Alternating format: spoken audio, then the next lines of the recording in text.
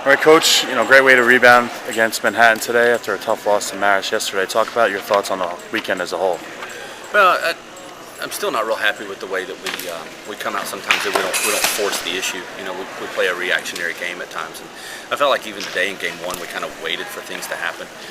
I thought in 2, 3, and 4 we did a nice job of putting some pressure on them with the way that we were serving, kind of taking them out of system a little bit, and if we force the issue, we've got the potential to be a pretty good team. What can you say about the crowd today? And obviously it looked like they kind of started grabbing onto you guys in the second set, and that's when you really started taking over.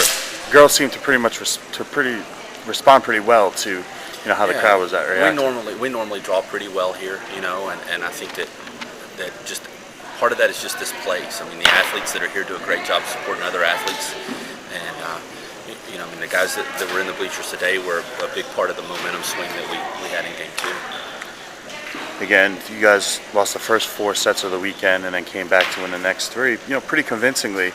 You had a great match for your 2 young outside hitters in Teresa Harvey and Elisa Pavelic. Harvey had 17 kills and 10 digs, and Pavelic hit 333 with 14 kills. Right.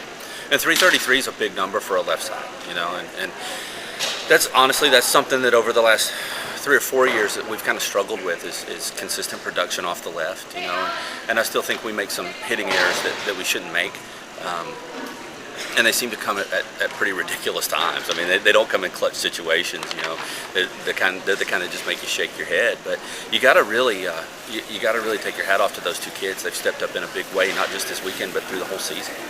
Defensively, you guys had 80 digs in 4 sets, which is it's a great number. Meters again with 30 digs, and then you had 3 others with 10 or more. Talk about how the defense did a great job today for you. Well, we work really hard to be good in transition. I mean, being a good defensive team has kind of always been part of our identity, and we knew even going into the preseason this year that we were going to be able to do more than that.